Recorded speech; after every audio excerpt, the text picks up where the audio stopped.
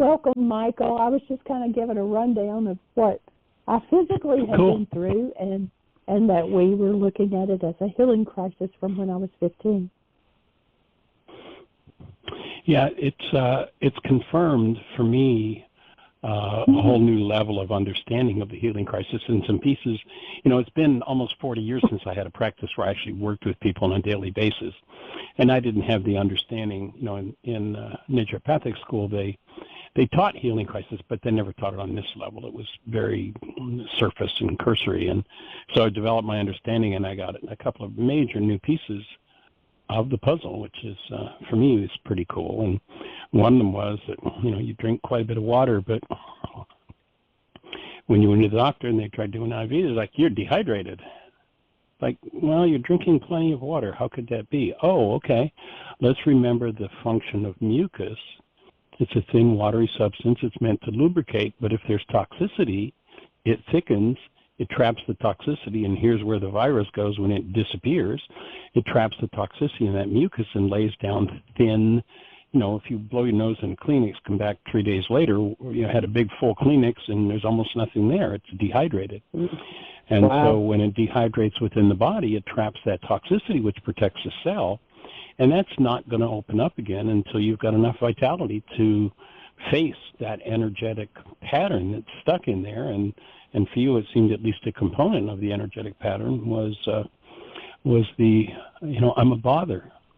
And go back, when Jeanie was 15, she had mono, and at 16 moved out of the house and got married to an insane man to escape from the house. So, all of that energy going on, and, this is the second viral, quote-unquote, assault you've had. When COVID happened, you had that pain. You've been dealing with that pain in the back of your neck for 3 or 4 years, and it disappeared. It's kind of worked its way back in, so next level, next layer to be dealt with and moved through. And so realizing that when whatever's locked in the mucal deposits were vital enough, the body says, okay, I can handle this now. It's got to rehydrate it. So where does the water go? It's absorbed by the mucus so that the body can start to move it out. And, of course, what do? You cough, you snot, your eyes, it's all elimination. And that's, of course, one of the keys in recognizing that you're in a healing crisis as opposed to a disease process is that there's an increase in elimination. And you've had a major increase in that. So that's been pretty profound. And the other thing that really came clear is, the medical doctor, they look at symptoms and that's it. And so according to their blood test, Jeanie has had an active case of mono recently, but it's not active now. And of course, it's been the last 2 days that it's just exploded symptomatically. So this would be the active phase if, in fact, it were an active case of mono. But I'm like 100% sure it's not. The test said it wasn't, but it said there was one recently. And so looking back, it's been, 50 plus years since she had mono, and the body's loosening that mucus, pulling that what's called a virus out. It's not showing that it's currently active because it's inactive, but all the symptoms that went with it 50 years ago are now moving out of her body.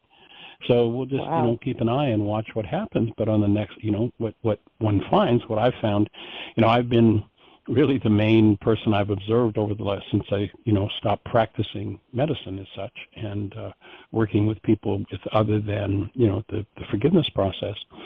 And so I've only had myself to observe, and what I've observed is each time I go through a major healing crisis, I come out a little lighter, a little more connected to love, and more vital. I look back over the years, and when I look at how sick I was as a kid, I mean, I was dead almost dead 3 or 4 times in the first year of my life, and I lived on an inhalator and pills, and there was a time period where if I didn't have 4 cups of coffee, I didn't get moving in the morning. It just, that was it. And so now, I'm usually up Well, sometimes I sleep in, but oftentimes I'm up at 5:30 and ready to rock and roll. And I certainly don't use any stimulants like coffee as I used to. But I've noticed that each time I'm more connected. My physiology leads more with love each time I go through one. That's kind of the major observation that I have. So it'll be interesting to just see how that moves for Jeanie with this major. I mean, this is digging back that far, Jeanie, is as a result of a monumental amount of work that you've done. It's just profoundly powerful and next level, next layer. And when we talk about Satan, the resistor, and when we're in resistance, there's been a period, and of course this is for all of us, but a period of resistance. But most of you might remember that back, maybe 3 or 4 months ago, Jeanie did a power person worksheet on her mom and just opened a whole new place of understanding. And what I've observed since then has been a whole new level of willingness. And so the resistor, when cleaned out, lets go of that resistance, and it's just, here's the next layer. So awesome work, sweetheart. Thank you. And I told them what a trooper you had been too, because I said that say it again, sweetheart. you had been I said you had been a trooper too, because every time I would call for whatever, you were up, and I said I tried to move into the other room so you could rest, and you insisted on us stay there and kept your hands on me, on my throat, and lungs, and whatever, doing energy work and sending love and just being there even when I'd wake up. I said I was in bed for 12 hours last night, awake 4 of it, and did get 8 hours sleep. But that means that you were awake 4 of it as well. So thank you so much. Yeah, and the still points that you hit, well, especially as I was really kind of digging into your throat and into your lymphs there, were pretty deep and pretty awesome.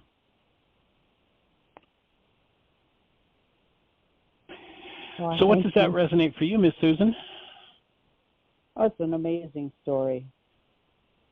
I mean, when Jeanie came on to announce that you were going to do, well, first she announced Dr. Tim's hour, and I thought, oh, my God, where's Jeanie? Yeah. Doesn't sound like Jeanie. Not at all. It's nice to have her back, actually. She's talking. I know. I thought, but geez. And you made nothing of it, Jeanie. You didn't say, well, I'm sick.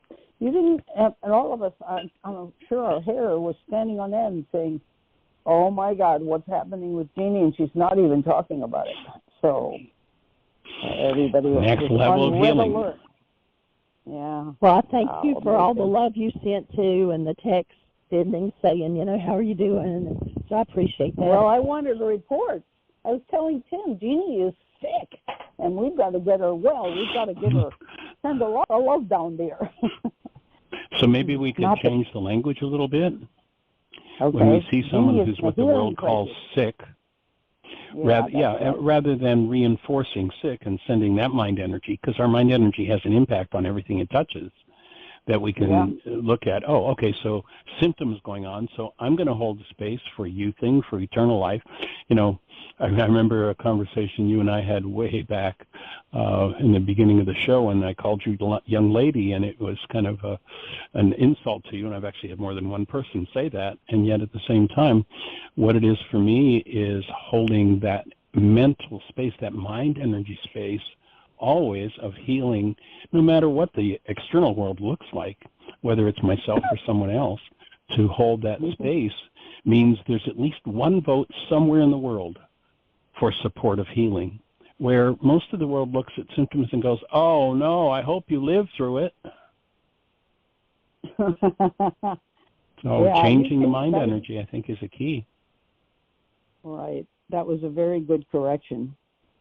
I understood what you meant, and I got it. And it's a wonderful thought. Oy, oy, oy. You remember the line in the Course in Miracles that speaks about, and I've repeated this several times on the show because there are 2 paragraphs, the 2 most important paragraphs in the Course that have touched me, and each time I read them way back 35, 40 years ago, I'd go into a totally altered state. And it's in the idea of words. And what it speaks of in the second of those two paragraphs is that you go back to the world of symbols, back to the world, what the Course calls it, the darkness rules. You know, if we think our eyes, the picture in our brain is what's out there, we're believing in a symbol and voiding the truth of the actuality. And then if we name it, we put a word to it, then that lack of the truth or darkness, we make another symbol for it. And so the Course talks about how we live by symbols of symbols. And so that one paragraph takes us back to, so you go back to the world of darkness, or pardon me, the world that darkness rules, and you use the words of that world, but not because you believe in it, but only to proclaim the unreality of it in terms of still have meaning in that world of darkness. So, you know, if you go back over 12 years of archive shows, you'll find that probably 90% of it, of the language that comes from me is about, okay, so I hear that you have this going on, but what about? And stepping out of the darkness and getting back to the truth of what's going on and moving to the connectedness with love is such an important part of the process that, you know, while churchianity is spoken about, it doesn't give us much, at least in many circles, doesn't give us much hope for doing anything about it. Yeah, it's a whole way of thinking and tools that you get great stuff in church, but we need the bridge of the understanding that the tools and everything that you're teaching is like the bridging the gap between the texts that we're getting. Doing the work. Yeah, right. Doing the work. You know, that component of disciples that left saying, too hard a thing, I don't want to go in there and deal with this. Don't make me, you know. Don't make me feel, don't make me look. And when we start to look, you know, what Jeanie's been through the last couple of days is kind of what we have to look at. I remember I was in Arizona. This goes back probably 23, 24 years ago. And I'd gone out there to speak, and I went into a major healing crisis. And, you know, my problem was always the lungs. And, I mean, I was coughing, and I was bringing up green and yellow phlegm, just, you know, beyond what you could imagine. And the people that I was staying with actually were afraid that I was dying. And it's like, no, you don't understand. This is perfect. I'm right on track. This is the next layer. What I need to clear out of these lungs and this structure from decades of drugs that were given to me by medical practitioners and, you know, toxic, life-threatening energies that were going on that almost killed me. So, you know, this is what healing looks like, folks. It ain't Dr. Feelgood, and that's why most people, when they start to get close to it, run off and find a way to suppress. Well, that's true across the board. And I mean, I've been doing a lot of things. That when Go ahead, Jeanie. Go ahead. I was just going to say, you know, we've done a lot of things to make it easier without stopping it. Yes. Yeah. Yeah, there are times when if it becomes too strong, you got to do something, suppress it.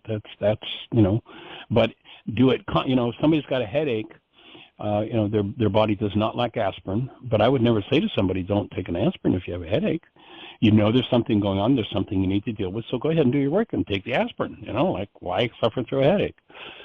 And to the degree that you shut things down, it extends the length of and engages in the risk of losing this healing opportunity, because every moment, you know, we never know what all the factors are, from the nutritional to, you know, the person who's sending us good vibes, to the thoughts we think, to the issues that are surfacing. We never know what all the factors are that brought me to the moment where I have the opportunity to heal this. And every time one comes to the moment where they can heal this, it's precious, precious time.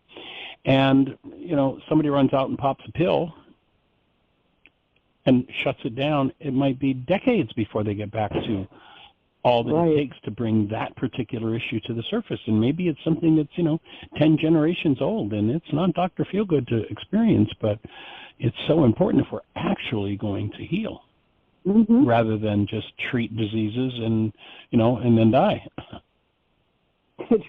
Right.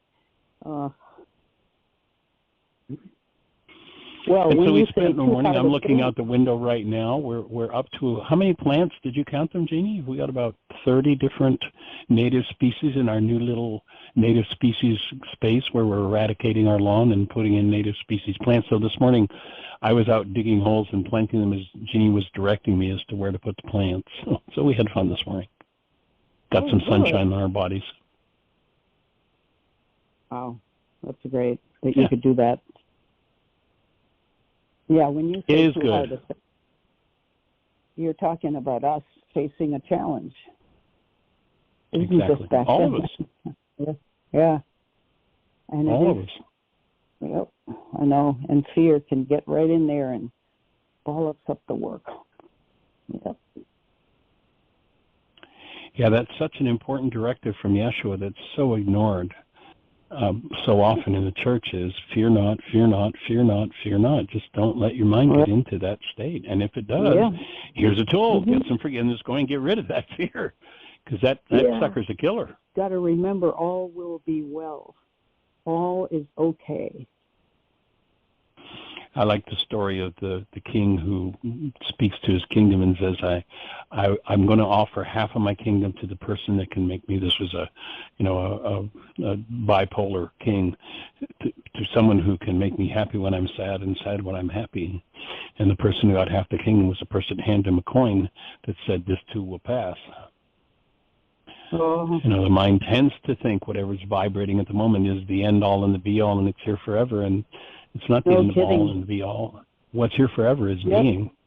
And the stuff that passes through the mind passes through the mind. If we resist it and fight it and shut it down, then we get to do it over and over and over again. There's a book about that. Or we can process through it and be done with it, like over and done with. Yeah. So that's what this 12-year conversation is all about. Right.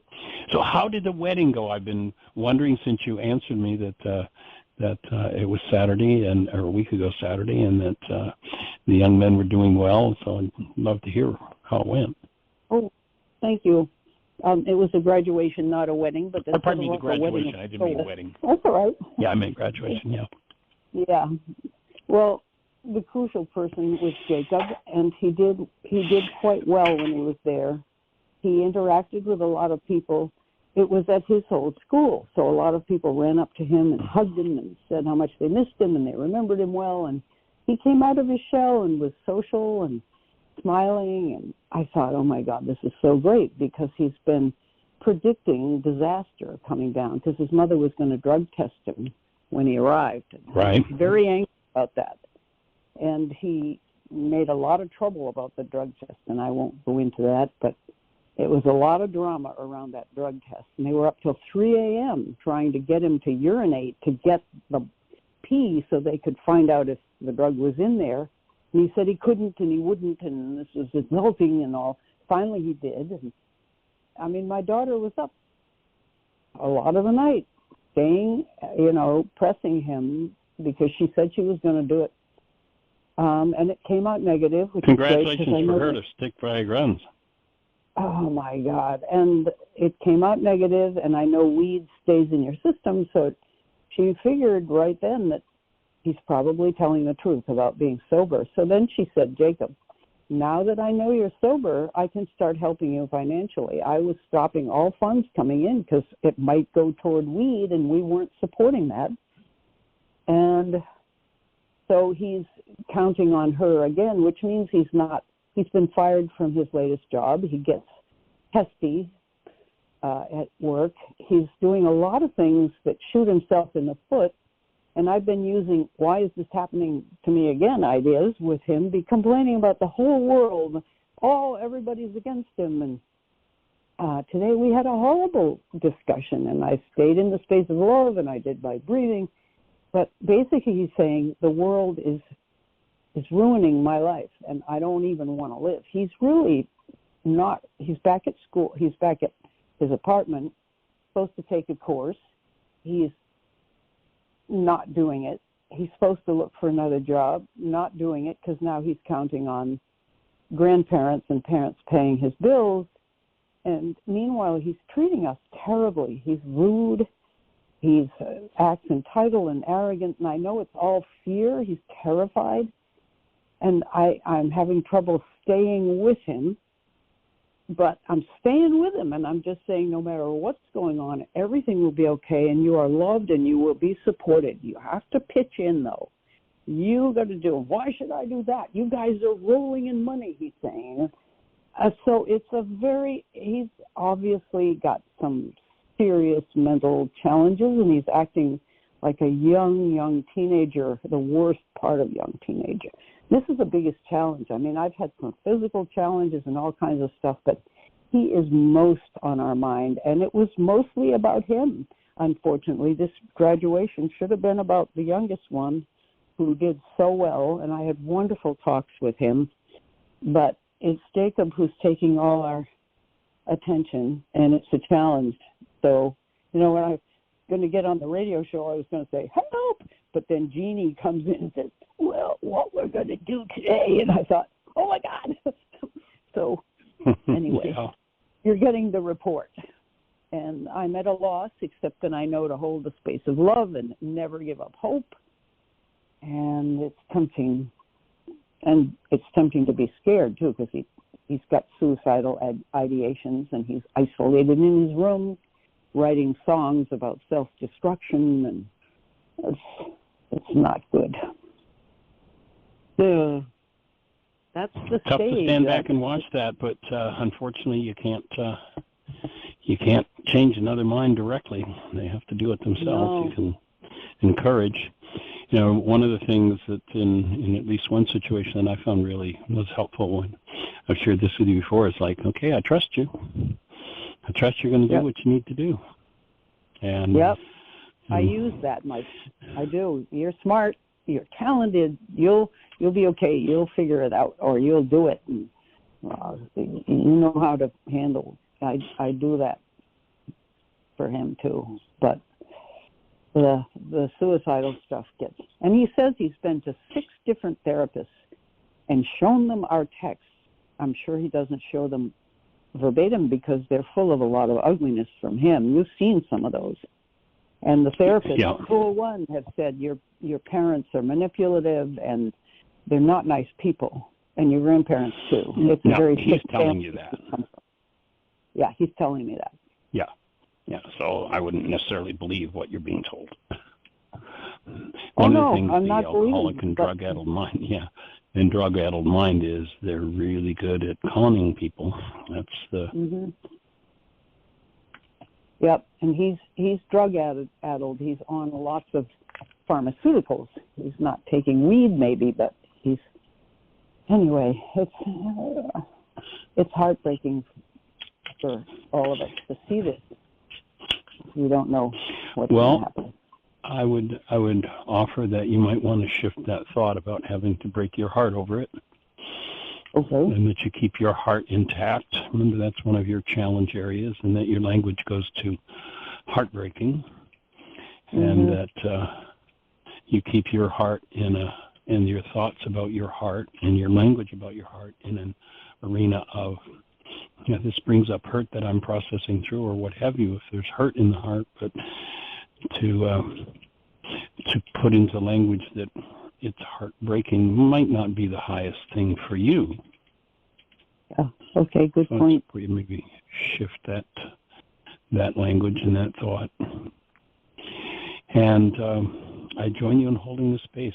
I empathize with how much of a challenge it is. And I have a good report about Luke.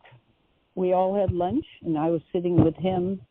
He said, Orb, I used to wake up in total panic every day. now I wake up and I'm bursting with joy, and I'm making my gratitude lists, and I'm so happy to be alive and so happy to have this chance. And thank you so much for doing that intervention, which I dissed for 2 years. I insisted that you made me drink more, and that's what happened. I drank more. I was so insulted, but you actually precipitated my hitting bottom. The opening. A lot sooner. And I hit bottom, and you sent me again to a second rehab place, and that was the one that did the trick. I got it. And he has a new old car, a used car, and he drives people to AA meetings. They call it the Miracle Mobile or something like that. And he's running several That's AA awesome. meetings and stuff.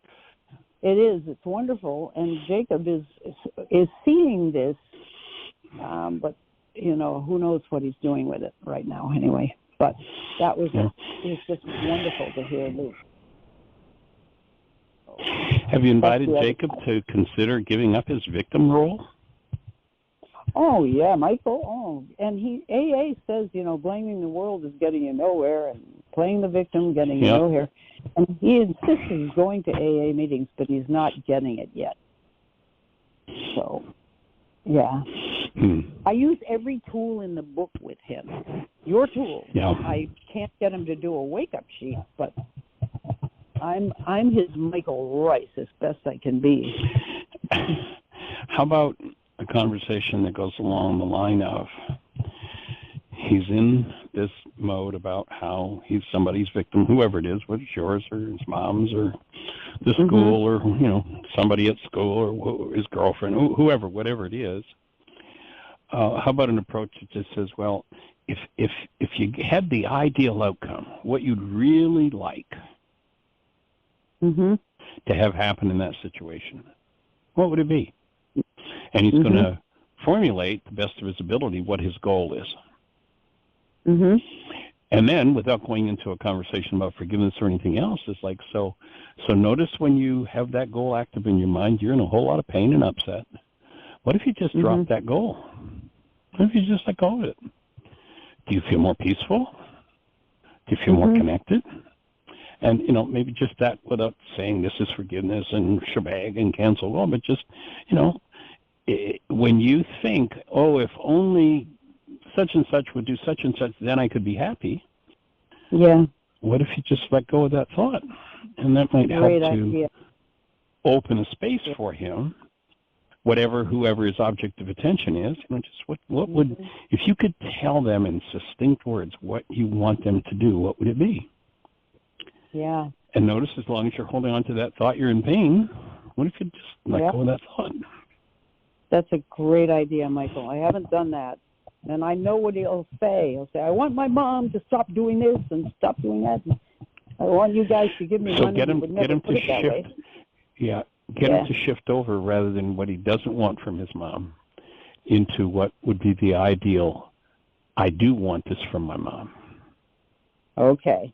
Because when he can get to that, and if you can inspire him to just drop that for a minute, he's engaged in forgiveness. That's great, Michael. Perfect. I hope he can do that. I hope he's willing. He stays in touch with me, even though he's mad as hell at me. He sends me lyrics to songs he's writing. And I write back, I love getting your stuff. Keep being creative, And, it's like two different dialogues going on at the same time. Yeah. Oh, bless his heart. I don't envy kids coming up in today's world with all the distractions and the easy drugs and the raves at schools, the alcohol. It's like just so crazy. It is. Yep. And he uses that too. He says it's a terrible world, and nobody in my age group gets a job. They go home and live with their parents, and they hate it and all this stuff. A lot of them do that. They're going back home, and hating it. Yeah. Michael, thanks for listening to all that. You had such a deal. In fact, I wanted to ask you, how are you doing, staying up half the night and holding throats and chests and everything? I'm doing well. I'm still resting, still taking care of myself, having fun in the garden. We're enjoying that. We've been out scouting, empty fields, and there's an old factory about maybe 2 miles from the house here, and there were 4 or 5 indigenous plants. This old factory that's been torn down, and so we've been out digging up plants. But other than that, taking care of ourselves, resting as well. We had a good session yesterday in the Hear My Voice book club on chapter 3 in the book Why Is This Happening to Me Again? And so we're just rocking along. It was chapter 4, wasn't it? Or chapter 4, pardon me. Yeah. So that's I haven't sent that. Did I send that to you, Jeanie? She sent me the link to that. Oh, okay. I'll get it and send it to you. So we're building a library of chapter by chapter book study on Why Is This Happening to Me Again? So that'll be something to be available to folks. Nice. We're just rocking along. Yeah. Good. Life is a blessing and a gift. Isn't that so? And I hope Jeanie isn't jumping into the saddle too fast. I know how. No, when we went out to do the garden today, I set a seat out for her, and here you are, and you just sit and relax and direct me. She's got the eye for that, so. Good. So she wasn't allowed to touch any tools or anything. Just. And no computer. It's hard to get her to cooperate with that, but. I know. I can just imagine the computer, the cleaning up clutter, watching babies, and gosh, take it easy. But she's doing better and better at stopping and taking rest time and taking care of herself. So that's pretty awesome. That's wonderful. That's wonderful. And we were supposed to have Aria the last 2 days, and we have not. So we even gave that up to, yeah. So. Good but for I you. thought of something else. Yeah. What did you think of? Go ahead, Jeanie. I was just going to say, when you were talking earlier about, that the blood test showed mono but not active mono, it reminded me of, we've talked before about energy that passes through. It's kind of like, you have an antenna on your house, or, well, you used to, you don't now, but that picked up signals. Well, the signals of every radio station, every TV station, whatever, are there and passing through, but the antenna only captures what it's aligned to. And so while the blood test, showed that it was mono, but yet it was not active, I could have changed the mind energy and grabbed onto it and created it again. But just understanding that and allowing the energy to pass through. And, yeah, the symptoms were there and everything, but not grabbing on and making it a whole new case again. Right.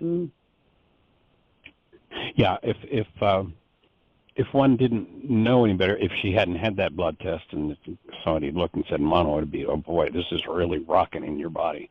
I mean, she was really severely symptomatic. But no active case. To me, that's just another proof. Okay, so here, she's 15. She had a severe case. What's her body doing? It's going back and retracing those symptoms. That's just part of the healing process.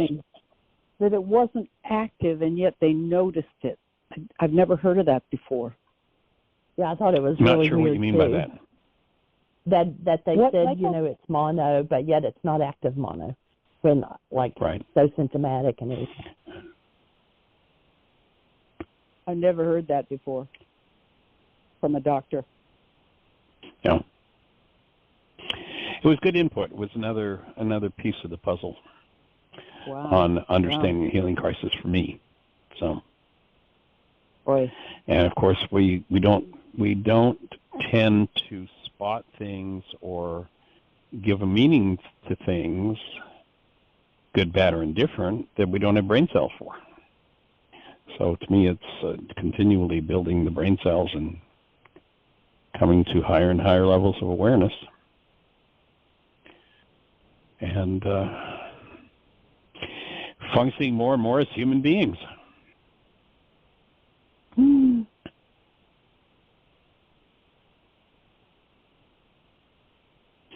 So anything else on your mind for today, young lady? Anything we can support you with?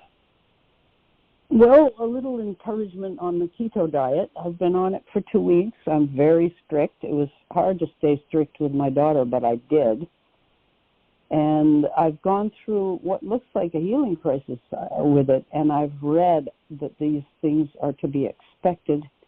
Fatigue, headache, dizziness, as your body adjusts to not getting any carbs, you're being fueled in a whole different way. It's like a crossover or adjustment. And I'm in touch with the doctor. It's a Dr. Eric Berg. You may have heard of him. He's got a lot of YouTube things. And just to look at him, you know he's really doing something good because he looks very well himself, and that's usually an indication. It's a good sign in a doctor. Ton of videos, and he sells supplements.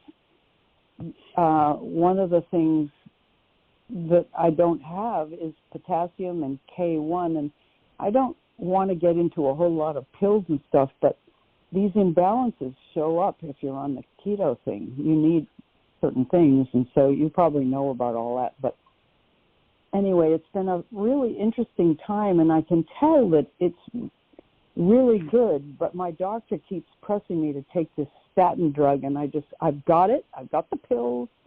And I'm saying, give me a while. I want to do something first. And he's pushing, so I'm pushing back, basically. That's the only thing. It's kind of weird. Mm.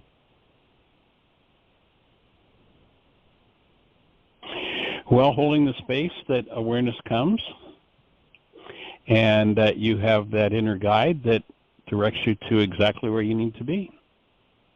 And who knows, you might just open a space for that doctor to open something. Maybe. Yeah. And not doing the carbs should lower your cholesterol, too.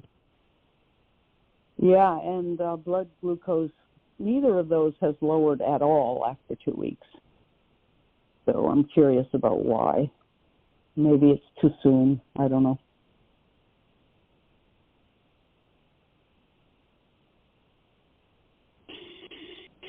Well, hold the space and keep reporting. Keep educating us. Okay. All right. Thanks. Well, we Thanks, appreciate Michael. you, and you have a blessed day. Thanks. You too. All right. Keep getting well. Take care. Bye-bye. Thank you. Yay. Oh, Miss Jeanie? Nobody else has a hand up. No questions in the chat room. So we have 11 minutes. If somebody has a comment or a question or whatever, press 1. So if you're out there in listener land, our call-in number, if you're on one of those stations where we can't see you, is 563-999-3581. If you call that number, you're listening to the show directly, and then if you push 1, that raises a hand in the control panel, and through the amazing technology of Blog Talk Radio, Jeanie just pushes a button and we're talking. So how can we support you? What's on your mind? Would love to hear your voice. Anything going on in your world that we can support you with? Anything question we can answer about the tools, about the process of healing?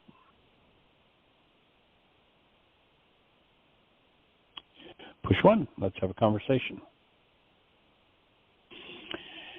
And if we're down to the last 10 minutes, I'm not really too interested in starting a whole new conversation. Oh, great. I would much rather do that. Great. Okay. It's, I'm not sure who it is. It's area code 248. You're on the air. Who do we have? Good afternoon. Hi there, young lady. How are you? I'm well. How are you guys doing? We're rocking. Getting better every day. It is. I just started listening to you this week, and I want to know more about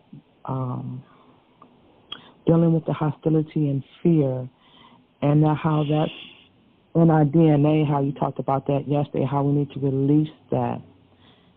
Right. So have you tapped into the forgiveness worksheet yet, the reality management worksheet? Yes, I did that a couple of weeks ago. Okay. And it was very powerful. So there's the core of how you peel out the layers of old hostility and fear. And, as I was just talking with Susan and working with her grandson, and suggested that she ask him to identify when he's in upset exactly what he wants from whoever he's pointing his upset at. And so the essence of the forgiveness process is, if, I'm talking to somebody and they, quote unquote, in my mind, insult me and I go into rage toward them, what did I want from them? Well, I wanted that person to speak to me lovingly, gently, and with respect. So in that circumstance, when someone tells me that they went into rage when they wanted somebody to treat them lovingly, gently, and with respect, what they just told me was, in the file, so to speak, in their mind on being treated lovingly, gently, and with respect, there's rage. And the way to access that rage is to look at and cancel. In the Aramaic language, the word forgive is shabag. It means to cancel. So whenever my mind is pointing upset at somebody or something, even if it's myself in the mirror, and I look at the goal that I'm holding, and I cancel that goal. In Aramaic, the word forgive is shabag or shabak, and it means to cancel. It's been translated as forgiveness, but it really is about canceling goals. And so, if you find yourself in anger toward, your child or your parent or the neighbor or your boss or whatever, the starting point of dissolving that anger is to identify what you want from them, exactly and precisely. The more precisely you can identify it, the more powerful will be the release when you engage in canceling that goal. And here's what works. Here's why it works. Go ahead. It's just I know it's just an hour, and this is the first time I've asked a question. But when you said yesterday, about the Holy Spirit being a feminine aura, and you gave it names, but I couldn't fathom how to spell them, and I want to do more research, because you said that helps us deal with a lot of things that we're dealing with, either it's old trauma, old generational trauma that we are still carrying right now in our DNA today, and it comes out in ways that we don't understand, and why we keep doing that. We play the pattern of wash, rinse, repeat of things that are destructive to us. Now, could you spell that Roka? Ruka Dekucha. Yeah, if you go to our website, whyagain.org. whyagain.org. Okay. And in the upper left-hand corner of the page that you'll land on, there's a button that says Start Here. If you click that Start Here button, it'll start walking you through the whole process. The term in Aramaic is Ruka Dekucha, and that's spelled Rukha space apostrophe D space D space Koodsha. Ruka Dekucha. Koodsha. HA, yeah. So that's the term from the Aramaic, pardon me, that was translated as the Holy Spirit by the Greeks. And there's nothing there in Aramaic about a disembodied spirit being.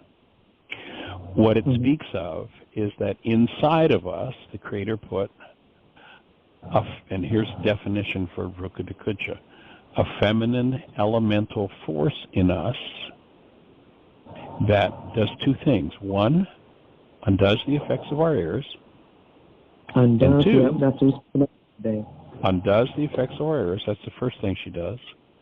And two, teaches us the truth. So, if you go back, you can hear Yeshua talking, and he offers, you can deny me. You can deny me. That's no big deal. But don't deny this one that is in you, because that's where your helper is. Okay. Rukatakucha.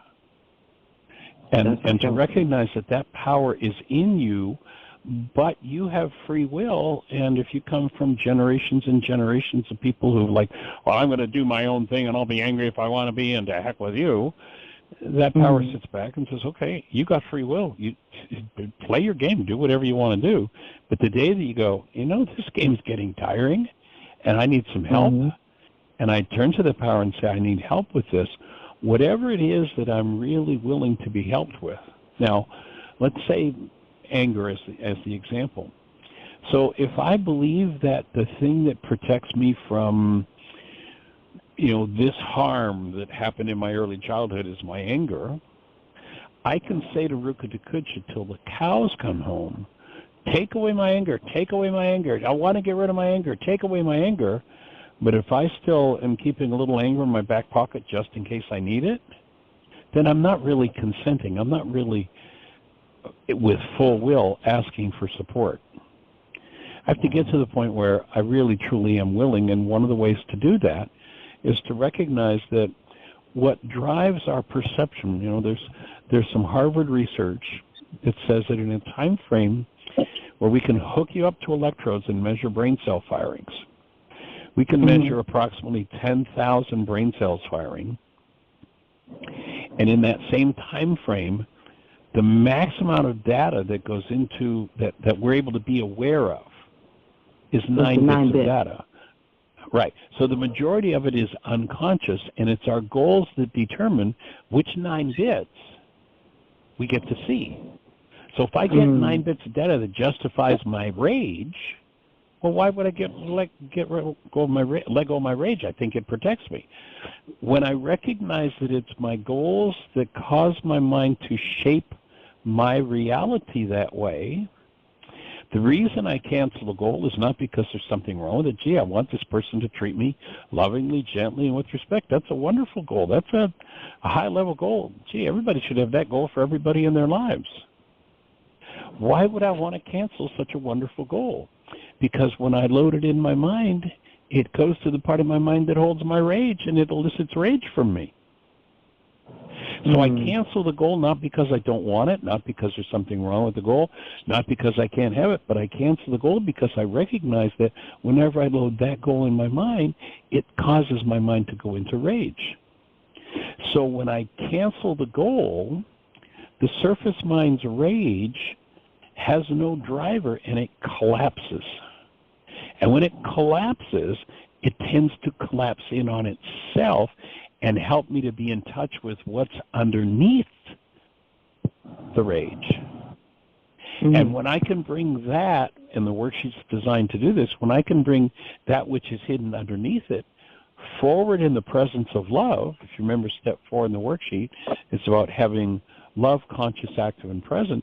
When I can bring that underlying stuff forward in the presence of love, then that underlying trauma, which maybe goes back 10 generations in my bloodline, because Rukatakucha can go through everything in me, that tends to start to come undone. That's where I start to get free of it. And then, once I've done that piece of work, and, when they said to Yeshua, well, how many times do I have to forgive as to my brother? Like, how many of these darn worksheets do we have to do anyway? And, Peter in that case says, is 7 enough?